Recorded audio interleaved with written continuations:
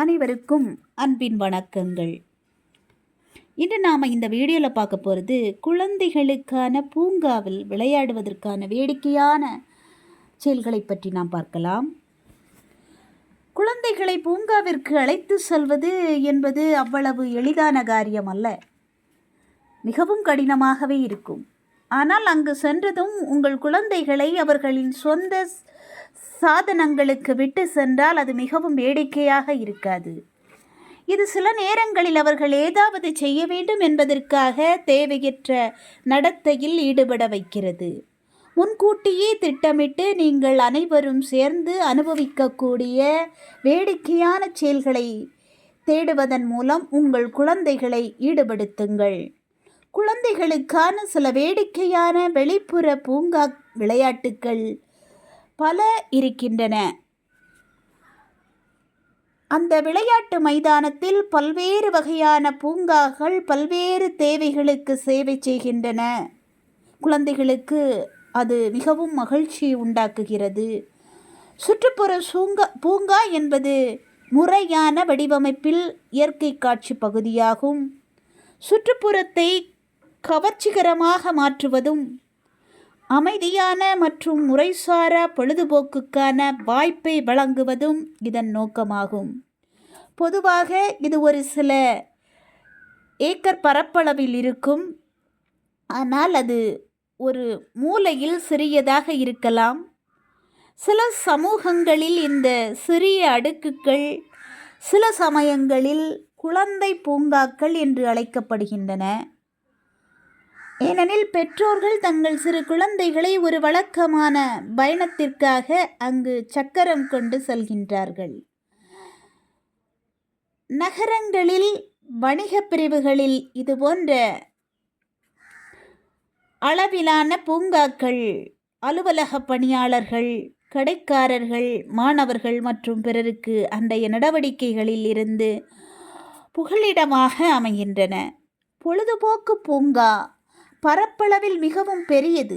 இது பெரும்பாலும் வனப்பகுதிகள், புல்வெளிகள், மலைகள், ஏரிகள் மற்றும் நீரோடைகள் ஆகியவற்றை கொண்டுள்ளது. தோட்டங்கள், ஆர்பரேட்டர்கள், கன்சர்வேட்டரிகள், வாகன நிறுத்துமிடங்கள், பறவைகள் சரணாலயங்கள் மற்றும் உயிரியல் பூங்காக்கள், இப்படிப்பட்ட இடங்களில் இந்த பூங்காக்கள் அமைந்திருக்கின்றன. இங்கு சறுக்கு, ஊஞ்சல், ஏற்ற இறக்கம் பூங்கா எனப்படுவது இப்படிப்பட்ட சில விளையாட்டு பொருட்களை வைத்து குழந்தைகளை மகிழ்விக்கலாம். பொழுதுபோக்கிற்காகவும் இயற்கையாக ஒதுக்கப்பட்டுள்ள இடமாகும். சிறப்பு பூங்காக்கள் பாதுகாக்கப்பட்ட உயிரினங்களையும் தாவர இனங்களையும் கொண்டுள்ளதாகும். இயற்கை வாழ்விடங்களாகவும் இருக்கும். இதனால் நம்ம என்ன நன்மைகள் அடையலாம் அப்படின்னா, பூங்காவில் விளையாடினாலோ அல்லது அதில் வெளி நேரத்தை செலவிடுவதை குழந்தைகள் விரும்புகிறார்கள். ஆனால் அருகில் உள்ள பூங்கா இருந்ததால் என்ன நன்மைகள் அப்படின்னு சொன்னால், பூங்காக்களை பற்றிய சிறந்த விஷயங்கள் ஒன்று, அவை உடல் செயல்பாடுகளை இயக்குகிறது.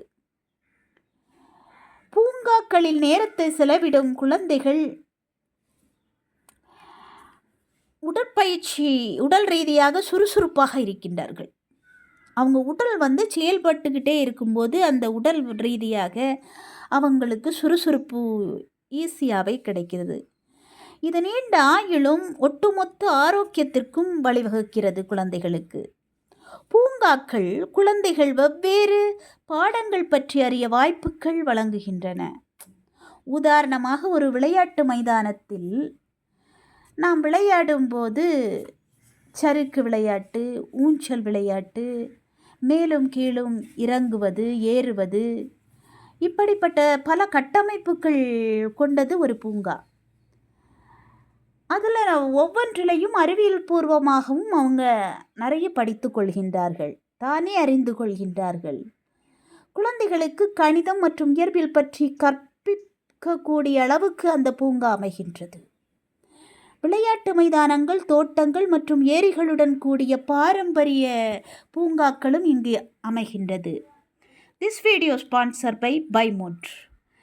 இது ஒரு ஆன்லைன் ஆப். இந்த ஆப்பை நீங்கள் உங்கள் ப்ளே ஸ்டோரில் போய் டவுன்லோட் செய்து அந்த ஆப் மூலமாக நீங்கள் உங்களுக்கு வீட்டுக்கு தேவையான ஒவ்வொரு பொருட்களையும் பர்ச்சேஸ் செய்து கொள்ளலாம்.